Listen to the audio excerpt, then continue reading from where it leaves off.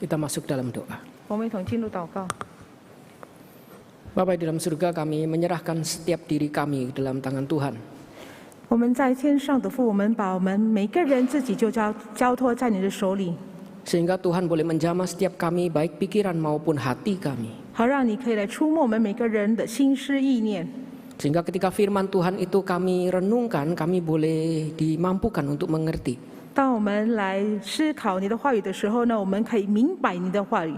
Dan kami juga boleh memiliki hati seorang murid yang membawa firman-Mu itu untuk direnungkan siang dan malam. 好让我们也是能够像门徒一样，能够把你的话语昼夜的来思考它， Sehingga kedatangan kami ini bukan hanya sekedar kewajiban kami beribadah, 使得我们今天早上的来临，不只是要去满足我们的一个例行的活动，要去崇拜而已。 tapi kami boleh membawa firman-Mu untuk kami itu hidupi di dalam kehidupan kami. 好让我们可以把你的福音来带领在我们的生活的每个各层各面。 Karena itu kami perlu pimpinan Tuhan yang menerangi setiap kami. 因此呢，需要主你自己的引导来光照我们每个人。 Baik setiap kami yang mendengarkan firman Tuhan hari ini, 无论是我们来领受你的话语的人， maupun kedua hamba-Mu yang berbicara maupun yang menerjemah. 无论是来领受你的话语的人，或者说来传道的，或者是来翻译的， Kami percaya ketika Tuhan itu menjamah kami, maka kami boleh mengerti firman Tuhan. 我们相信，当上帝自己来触摸我们的时候呢，我们可以明白你的真理。 Karena itu kami siap menyambut firman Tuhan, berbicaralah bagi setiap kami. 因此，主，我们已经预备好来领受你的话语，恳求你向我们每个人来述说。 Kami menyerahkan momen ke depan ini hanya di dalam nama Yesus Kristus. 我们把以上的时间交托在主耶稣的手里。 Amin. 阿门。 Shalom Bapak Ibu yang dikasihi dalam Tuhan. 主所爱弟兄姐妹平安。 Hari ini tema yang akan kita sama-sama renungkan yaitu compassion for the needy. 我们今天一同要探讨，就是要回顾来去看待有需要的人， Belas kasih bagi yang membutuhkan. 对有需要的人充满怜悯。 Diambil dari ayat firman Tuhan yaitu 1 Petrus pasal yang keempat ayat 1 sampai dengan ayat yang ke-10. 起自于彼得前书第4章第1节到第10节。 Bagian ini 1 Petrus 1 ayat pasal 4 ayat 1 sampai dengan ayat yang ke-11. 彼得前书第4章第1到第11节。 Bagian ini dibagi menjadi dua bagian. Bagian pertama adalah 1 sampai dengan ayat yang ke-6.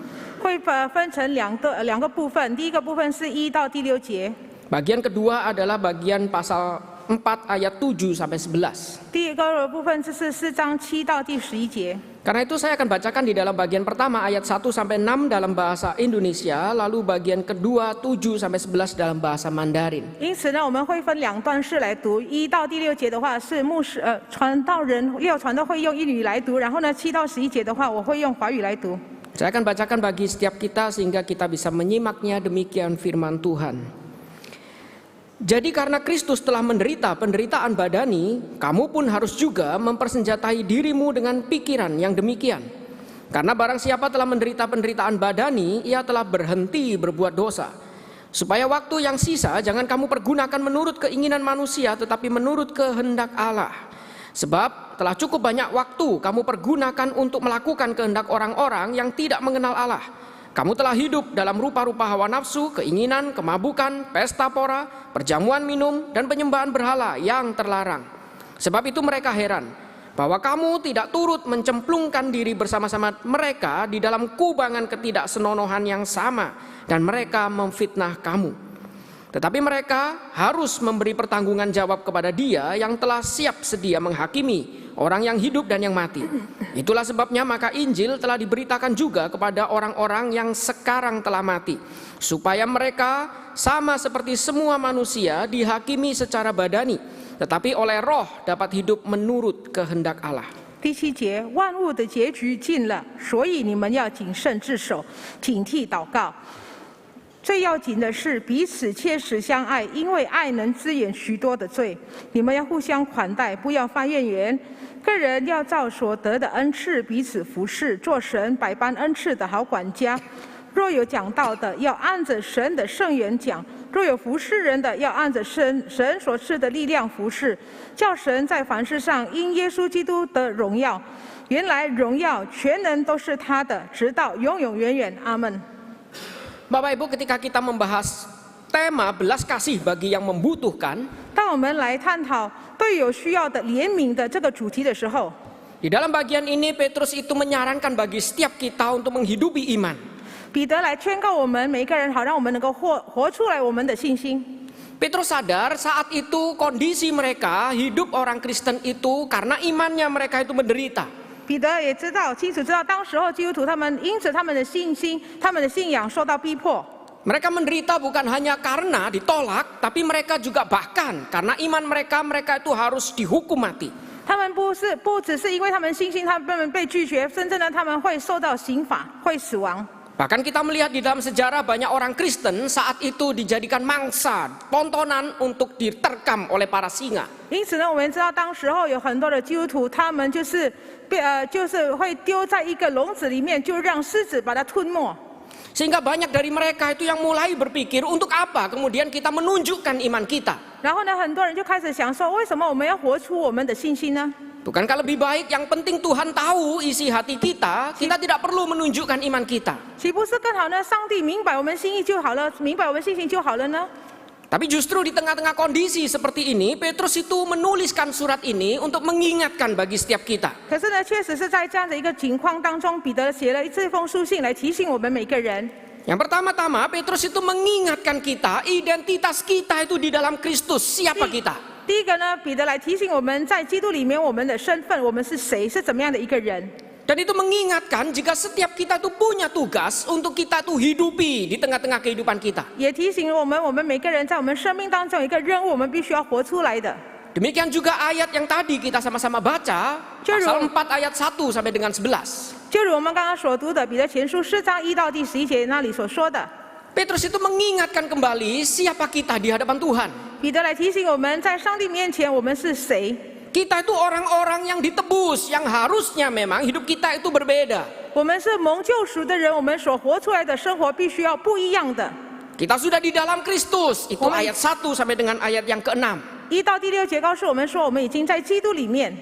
Lalu setelah mengingatkan setiap kita, identitas kita, siapa kita, 当我被提醒了我们的身份，我们是谁之后呢？ Petrus itu kemudian mengingatkan kita, berarti setiap kita sekarang punya panggilan.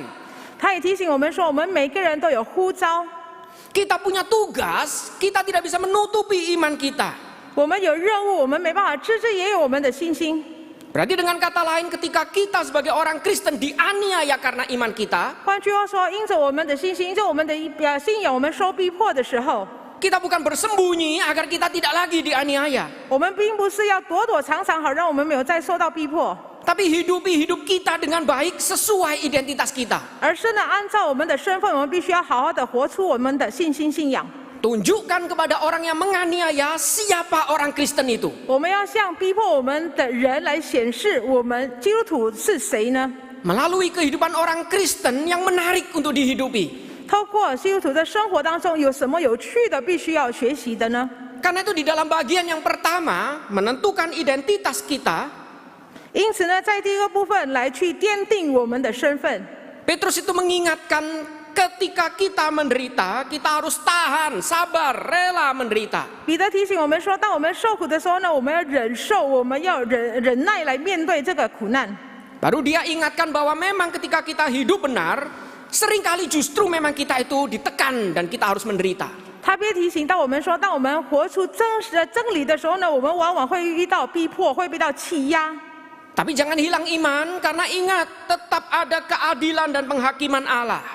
可是呢，在这样的情况当中，我们不可以失去我们的信心。我们要记得，我们要知道上帝的审判。 Kita akan melihat di dalam bagian ini bagaimana Petrus itu menjabarkan bagi setiap kita. 我们要看彼得如何在这段一个一个的来向我们每个人来叙说。 Dia mengatakan di dalam bagian pertama untuk kita itu tahu memang terkadang kehidupan orang Kristen tidak bisa lepas dari penderitaan. 第一段他告诉我们，他知道基督徒的生活是离不开苦难。 Disitulah dia mengingatkan kita untuk memandang kembali identitas kita dikaitkan dengan Kristus. 因此呢，他要我们再度来回顾、来看待我们跟基督之间的关系，我们的身份是什么。 Dan dia mengatakan jadi karena Kristus telah menderita penderitaan badani, 基督既在肉身受苦， kamu pun juga harus mempersenjatai dirimu dengan pikiran yang demikian.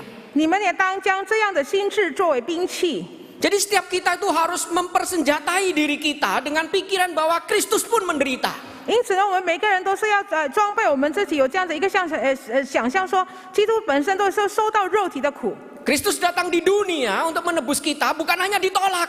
基督来到这个世界，为了要拯救我们，不只是遭到拒绝而已。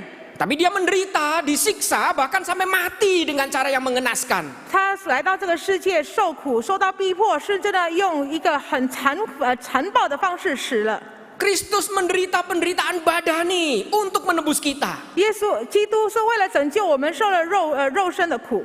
Karena itu ingat, persenjatai diri kita dengan pemikiran itu. 因此呢，我们必须要装备我们自己，用这样的一个思考。 Jadi jangan kita mengatakan kita orang Kristen, Tuhan kita pemilik dunia, seharusnya kita tidak bisa susah.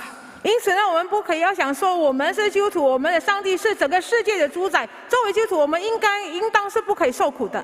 Tapi persenjatai diri kita dengan pemikiran Kristus pun melalui penderitaannya justru menghasilkan kemuliaan bagi kita. 因此呢，我们也是要装备我们用这样的一个思想说，基督呢，他也是在他的荣耀当中，他是受了他身体上的受苦。因此呢，我们也是要预备我们自己。 Karena itu dilanjutkan, karena barang siapa telah menderita penderitaan badani, ia telah berhenti berbuat dosa. 因为在肉身受苦的，就已经与罪断绝了。 Atau ayat ini sebenarnya bisa dimengerti dengan karena melalui penderitaan badani itulah Kristus itu telah menghentikan dosa kita. 换句话说，这段经文告诉我们说，透过那个肉体上的受苦，基督已经断绝了我们的苦难。 Melalui penderitaan badani itulah Kristus itu menghapuskan dosa kita sehingga kita punya kehidupan yang baru. 透过他肉身上的一个受苦，基督已经拯救了我们，使得我们可以过着新的生活。 Sehingga kehidupan baru kita ini hendaknya kita pakai untuk menghidupi hidup kita menurut kehendak Allah. 因此呢，在这个新的生活当中，我们能够好好的来使用，来活出基督的上帝的旨意。 Dan itu pasti tidak mudah dan banyak penderitaan dan penolakan. 当然，这并不是很容易的一件事，常常遇到拒绝。 Tapi sekali lagi ingat, justru karena Kristus ingin memberi kesempatan bagi kita, Dia rela menderita. 我们要记得，因着基督给我们机会，所以呢，我们也是要甘愿受苦。 Sehingga jangan takut ketika kita hidup benar karena diberi lembaran baru dan kita harus menderita karenanya. 因此呢，当我们活着新的一页一层面的时候呢，我们为了这个新的生活必须要受苦的时候，我们就不要惧怕。 Tapi kita belajar peka, merasakan juga penderitaan Kristus. 我们要敏锐，我们要体贴基督的受苦。 Disitulah kemudian Petrus itu melanjutkan. 就在此，彼得继续说。 Sebab telah cukup banyak hidup kita itu kita pakai untuk mengikuti keinginan kita sendiri. 从今以后就不可从人的情欲。 Bahkan dituliskan menggambarkan hal-hal yang dilakukan manusia untuk mendukakan hati Tuhan. 甚至呢，以下描述了很多人们用的方式，为了要使上帝的心忧伤。 Dan ketika kita sekarang diberikan hidup baru, kita menolak itu semua. 当我们得到新的生活的时候呢，我们确实拒绝了这些的事。 Pasti mereka tidak akan suka, bahkan heran dengan kehidupan kita yang dianggap munafik. 然后呢，这些人们会觉得我们会很纳闷，然后呢，他会觉得我们是虚假。 Dan disitulah kemudian mereka seringkali akan memfitnah, bahkan membenci kita. 就在此之上，他们就开始会诽谤我们，甚至呢来怨恨我们。 Jadi Petrus mengingatkan betul karena iman seringkali kita itu justru dijauhi, bahkan dianggap munafik dan dibenci oleh beberapa orang di sekitar kita. 彼得确实是告诉我们，是因着我们的信心，我们常常被人家误解，被人家诽谤，甚至呢人家会以为是我们是很虚伪的。 Tapi ingat, Kristus pun juga merasakan itu semua. 我们要记得，基督也是经历了这一切。 Sehingga jangan karena demi kita diterima, kita menyangkali iman kita. 也不要因此我们希望被他们所接纳，我们就是来去否决了我们的信仰。 Lalu mulai kita bertanya, lalu bagaimana ketika kita dianiaya oleh orang yang tidak mengenal Tuhan? 我们就开始问说，我们被那一些不认识上帝的人所逼迫的时候，我们应当要如何？ Bukankah itu tidak adil dan seolah-olah Tuhan itu tidak peduli dengan kita? 岂不是这个是很不公平的？看起来上帝对我们漠不关心呢？ Petrus mengingatkan di dalam bagian ini. 彼得在这一段经文也是提醒我们， Jangan khawatir, Tuhan tidak pernah tidur, Dia melihat, bahkan Dia akan menghakimi. 不要担忧，不要担心，因为上帝是从来没有打盹过的，他看得到每件事，并且他会审判。Orang-orang yang menolak menganiaya kita akan mendapat penghukumannya sendiri. 拒绝我们的，是让我们受到逼迫的人，这些人们他会得到他们自己的惩罚。 Karena berita kebenaran itu juga pernah disampaikan kepada mereka, tapi mereka dengan sengaja menolaknya. 因为真理的讯息也是传递于他们，可是呢，他们刻意的来拒绝。 Karena itulah di ayat 6 Petrus itu berkata, itulah sebabnya maka Injil telah diberitakan juga kepada orang-orang mati. 彼得在第6章也是说，第6节那也是说，为此就是使人也曾有福音传给他们。 Ini bukan berarti orang yang sudah mati masih bisa diinjili. 这并不是意思说已经死的人还可以传福音给他们。 Tapi ayat ini mungkin lebih tepat kita mengerti dengan Injil telah diberitakan juga kepada orang-orang yang sekarang sudah mati ketika mereka itu dulu masih hidup.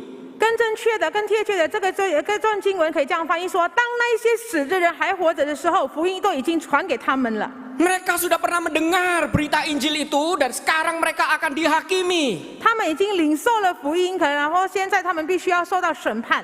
Jadi itu urusan Tuhan, bukan urusan kita untuk pembalasan dendam. 那是属于上帝的部分，不是我们的部分要报复。 Urusan kita adalah Tuhan sudah memberi lembaran baru, resolusi kita harusnya menghidupi hidup yang baru itu dengan baik. 上帝给予我们崭新的一个页，然后呢，我们的抉择是我们要好好来度过这样的生命。 Ini bagian pertama yang Petrus itu ingin kita semua mengerti. 这是第一个部分，彼得要我们每个人都明白的。 Ini identitas kita sebagai orang Kristen.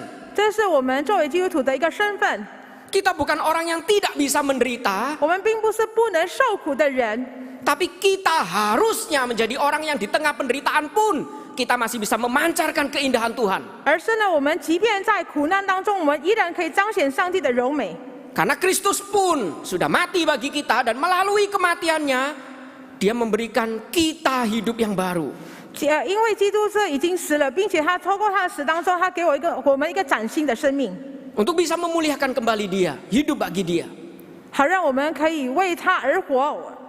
Dan setelah kita sadar ini identitas kita sebagai orang Kristen, 当我们觉悟到这是我们作为基督徒的一个身份的时候， disitulah kemudian Petrus mengingatkan lalu bagaimana kita harus menghidupi sesuai identitas kita. 然后彼得来提醒我们如何要按照我们身份来活出我们的样式。 Karena kekristenan itu bukan sekedar kita itu status agar KTP kita tidak kosong.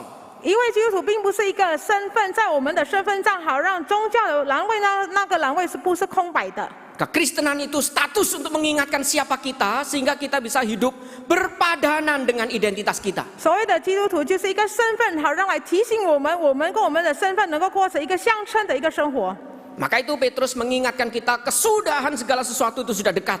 所以彼得不断的提醒我们说，万物的结局近了。 Jadi jangan khawatir, penghakiman Tuhan itu akan segera tiba. 所以不要怕，上帝的审判也是即将要来临。 Lalu bagaimana kita itu yang mengalami penderitaan dan kehidupan yang sulit? 然后当我们遇到那个苦难、遇到逼迫的时候呢，我们应当要如何？ Petrus mengatakan kuasai dirimu dan jadilah tenang supaya kamu dapat berdoa. 彼得告诉我们说，要谨慎自守，要警惕祷告。 Jadi tenang, jangan berespon berlebihan, tenang dan berdoalah. 然后呢，彼得告诉我们说，不要超越的反应、超过的反应，而是呢，我们要安静，要自守，要祷告。 Seringkali yang membuat orang itu menyangkali iman bukan karena penderitaannya, tapi karena berespon berlebihan. 常常人们就是失去了、否决了他们信心，并不是他们所受到的苦难，而是呢，他们对于苦难所带领给他们的一个反应超过了。 Baru diberi ujian sedikit lalu menyalahkan Tuhan dan kemudian tidak tenang, tidak menguasai diri dan mulai menyangkali iman. 然后刚刚收到一点点的一个考验，就开始没办法在那边安静，然后开始询问上帝来否决上帝了。 Jadi Petrus memulai dalam bagian ini ketika kita menghidupi iman kita, mulailah dengan doa. 彼得告诉我们，当我们要活出我们信心的时候呢，我们以祷告来开始，来作为基础。 Doa untuk mencari bagian kita menghidupi kehidupan yang seperti apa di tengah kehidupan dunia ini. 祷告是要寻找我们在整个世界当中，我们所要扮演的角色，所要活出的样式是怎么样的一个。 Doa untuk menemukan bagaimana kita bisa menghidupi kehidupan dengan kasih. 祷告也是要寻找我们如何要过着活出基督的爱。 Karena itu dia melanjutkan tetapi yang terutama kasihilah sungguh-sungguh seorang akan yang lain, sebab kasih itu menutupi atau melampaui, mengalahkan banyak sekali dosa. 因此呢，彼得就结束他继续说，最要紧的是彼此切实相爱，因为爱能支援许多的罪。 Doa untuk merelakan pembalasan itu untuk Tuhan. 祷告好让我们愿意甘愿把那个审判归还与上帝。 Karena pembalasan itu adalah urusan Tuhan, bukan urusan kita. 因为呢，审判是属于包袱呢，是属于上帝的权利，审判也是属于上帝的权利，并不是我们人类的权利。 Dan melalui doa itu kita mencari bagian kita apa agar tetap bisa mengasihi di tengah-tengah penganiayaan itu. 我们的部分是什么呢？我们祷告，好让我们在受到苦难逼迫的时候呢，我们依然可以爱。 Dan mengasihi itu bukan sekedar kita itu tidak memperhitungkan dosa mereka, tapi juga tidak melakukan apapun. 所谓的爱，并不是我们不再计较他们的罪孽，然后呢，什么事情都不做。 Mengasihi itu menurut Petrus melakukan tindakan aktif, karena itu dia gambarkan beri tumpangan. 然后彼得告诉我们说，爱的话是要积极的，因此他是说要互相款待。 Dan memberi tumpangan ini dengan tidak bersungut-sungut. 要互相款待，不发怨言。 Berarti Petrus ingin setiap kita menyadari ada bagian tugas panggilan kita yang harus secara aktif kita kerjakan. 然后保罗也提醒我们说，我们的部分，我们有一个部分具体必须要去完成的。 Lalu bagaimana kita menemukan tugas bagian kita itu seperti apa? 我们如何遇到我们的任务？我们的部分是什么呢？ Karena itu Petrus melanjutkan, layanilah seorang akan yang lain. 然后呢，就是彼得告诉我们说，我们要彼此来服侍。 Tugas setiap kita adalah melayani seorang akan yang lain. 我们的责任就是要彼此服侍。 Bahkan Kristus datang juga bukan dilayani, tapi untuk melayani. 甚至呢，基督来到这个世界，并不是受到人的服侍，乃是去服侍人。 Jadi kehidupan kita itu kehidupan yang harusnya melayani seorang akan yang lain dengan kasih. 因此呢，我们生活应当是要彼此服侍的一个生活， Siapapun mereka. 无论那个人是谁。 Dan bagaimana kita melayani? 我们如何能够侍奉呢？ Dikatakan sesuai dengan karunia yang telah diperoleh tiap-tiap orang. 就是照个人要照所得的恩赐彼此服侍。 Jadi sesuai dengan apa yang menjadi talenta karunia yang Tuhan sudah berikan bagi kita. 就是按照上帝所赏赐给我们每个人的恩赐， Yang berbeda tiap orang. 每个人都不一样的恩赐。 Seperti kalau kita perhatikan hamba Tuhan pun sama-sama sekolah teologi. 我们看到神的仆人同样的进入神学院， Tapi mereka punya talenta yang berbeda-beda. 可是呢，他们的恩赐都不一样。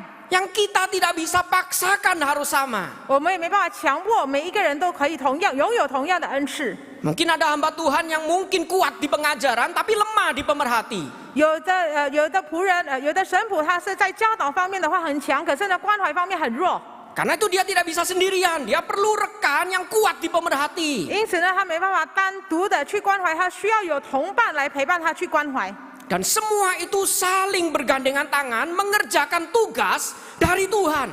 这一切呢，就是息息相关的，彼此手牵着手来去完成上帝的任务。 Itu yang disebut sebagai pengurus yang baik dari kasih karunia Allah. 这就是所谓的上帝的好管家。 Yang dimaksud pengurus yang baik itu pakai kata oikosnomos. 就是所谓的百般恩赐的好管家，他是用的原文就是 oikosnomos， Jadi seperti pengurus rumah tangga yang baik. 就是好比一个家庭里面的一个好管家，家里里面的好管家。 Ada yang bagian sapu pel, ada yang bagian cuci, setrika. 有的人是负责要拖地，有的人是要负责要烫衣，有的人要负责要洗。 Kalau dikasih ke mama semua, mama jadi berantakan, 如 pusing. 果全部只是丢给妈妈的话，妈妈会乱七八糟的。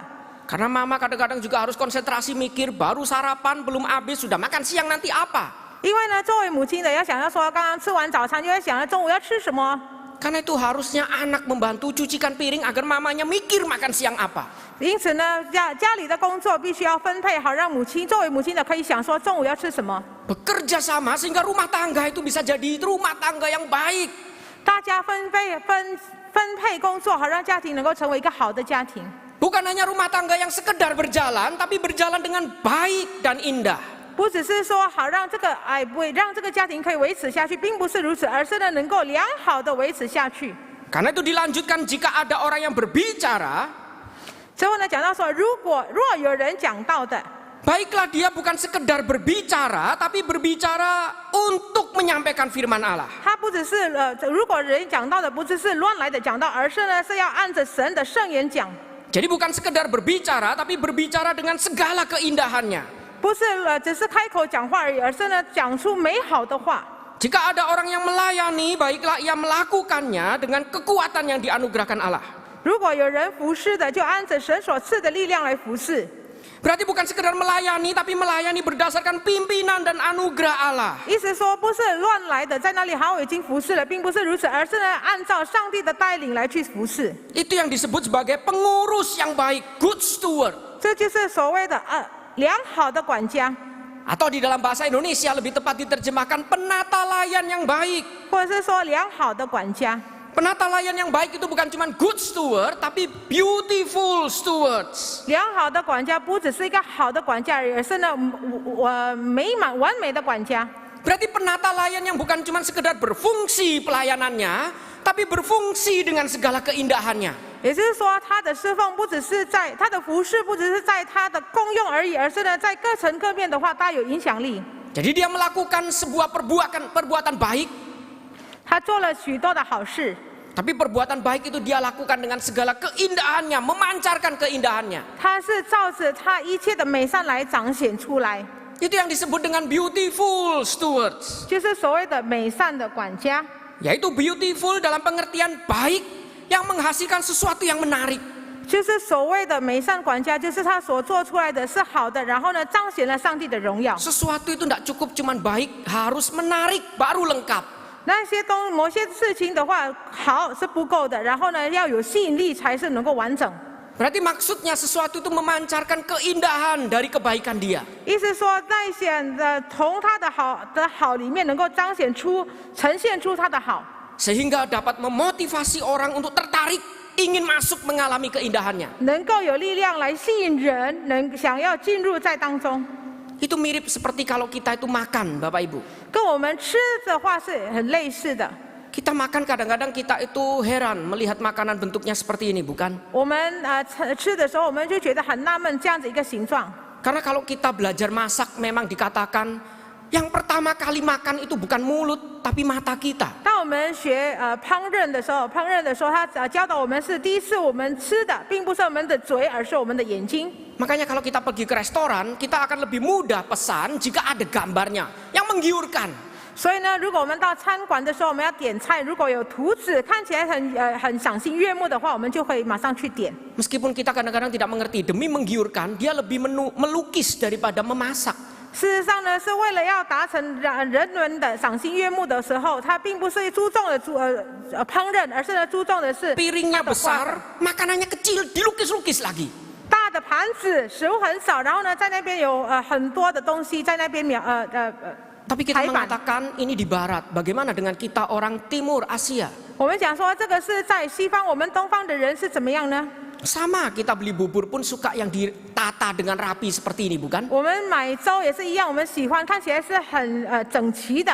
Padahal coba nanti buktikan survei, lihat. Pertama kali bubur itu diletakkan, yang dilakukan pertama kali biasanya diaduk sama pemakannya. 然后呢，事实上告诉我们说，那么美好的粥，然后呢，我们第一次所做的，就我们马上搅拌它。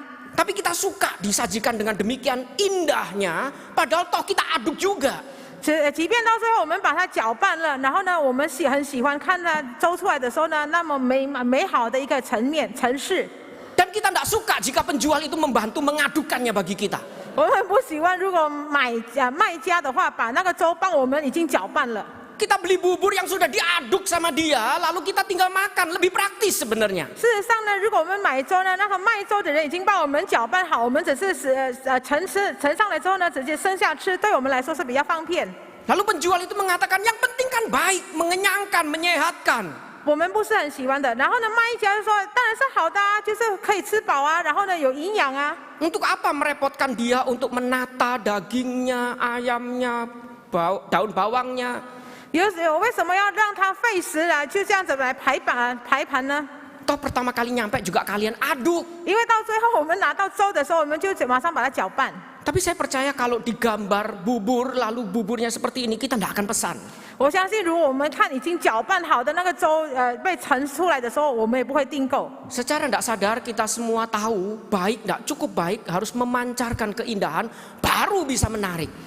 换句话说，不知不觉的，我们就可以知道说，好呢，必须要彰显出它的好，我们才是能够有吸引力。Jangan-jangan orang Kristen juga seperti demikian.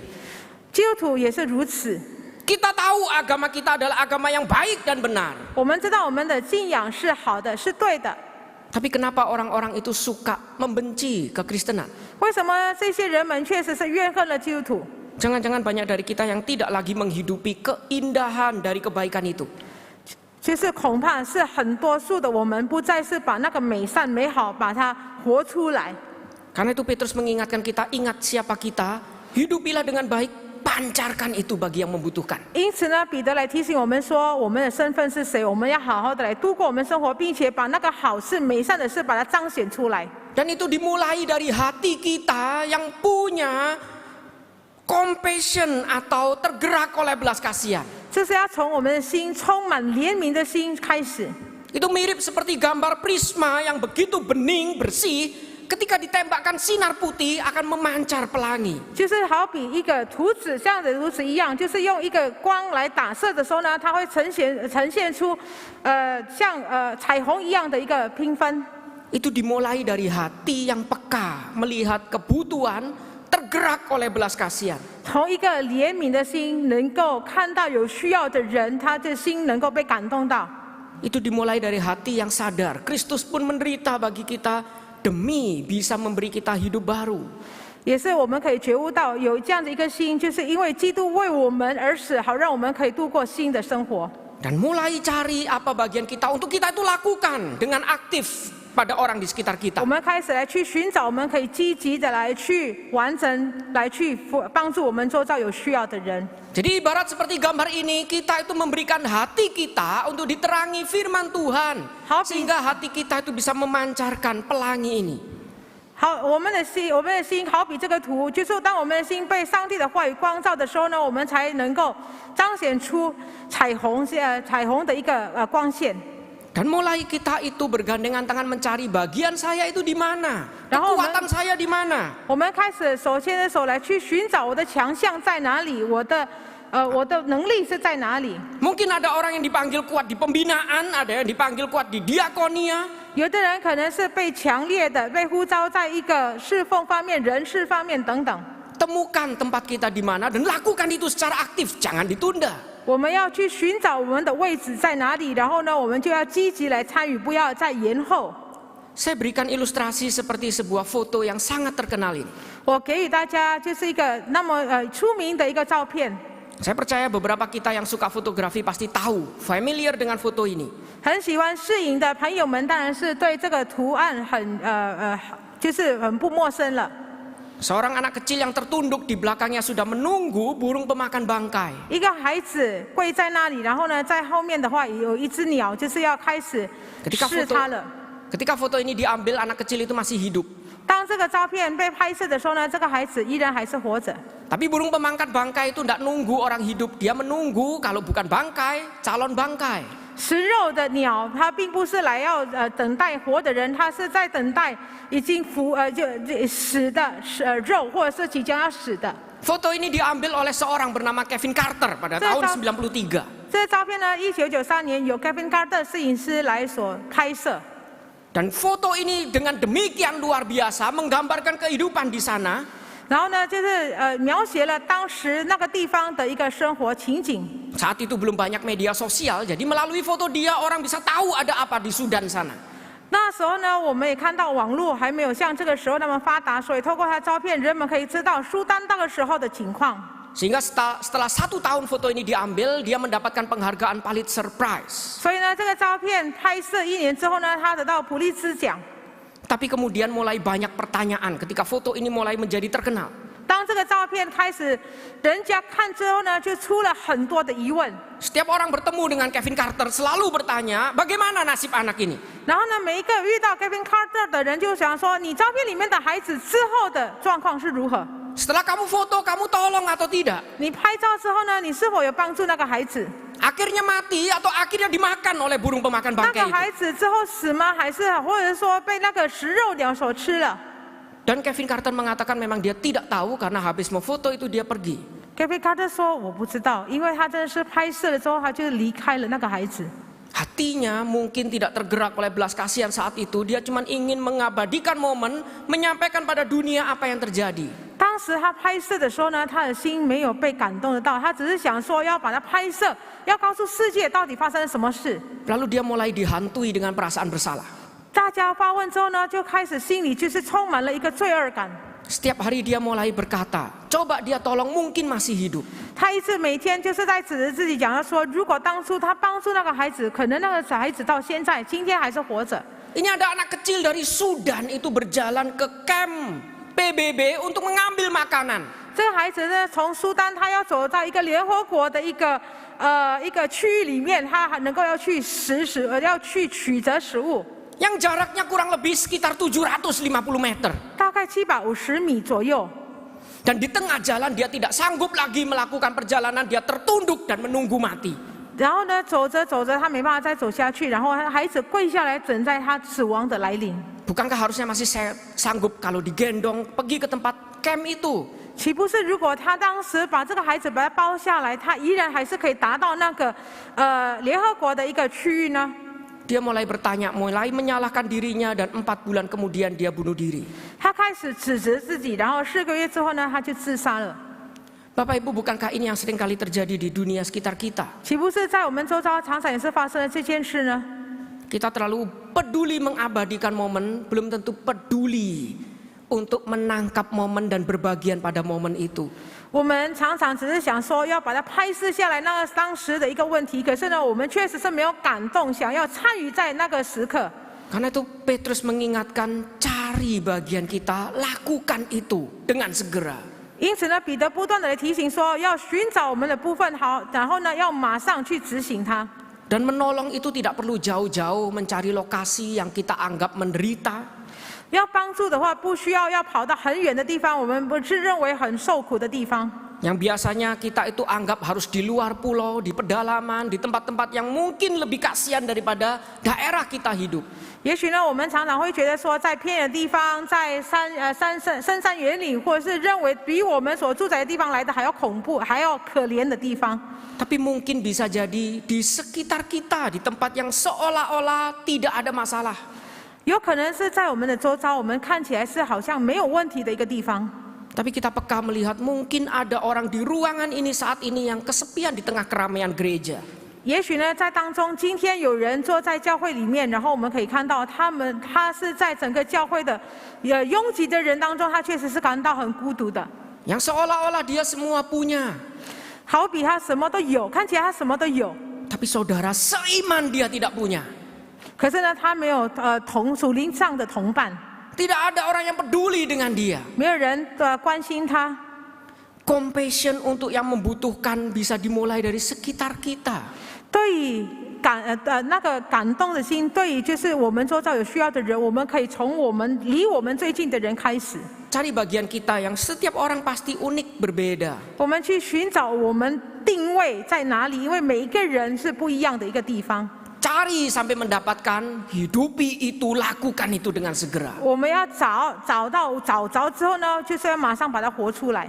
Seperti kata Steve Jobs, 就如 Steve Jobs 所说的那一句话： waktu kita itu terbatas. 我们的时间有限， Jangan boroskan waktu kita untuk menghidupi kehidupan orang lain. 不要来浪费我们的生活来去活出别人的生活。 Jangan sibuk ingin menjadi orang lain. 我们不要自我忙碌，想要成为别人。 Tapi cari yang unik Tuhan panggil bagi kita sesuai karunia kita. 可是呢，我们要寻找比较特殊的上帝对我们特殊的呼召。 Dan dengan pimpinan firman Tuhan itu kita diarahkan untuk memancarkan itu dengan segala keindahannya. 也是靠着上帝的话语，我们被呼召，我们去执行来活出上帝的样式。 Bukankah ini yang harusnya menjadi resolusi kita di tahun baru? 岂不是这是应当要成为我们新年的一个励志呢？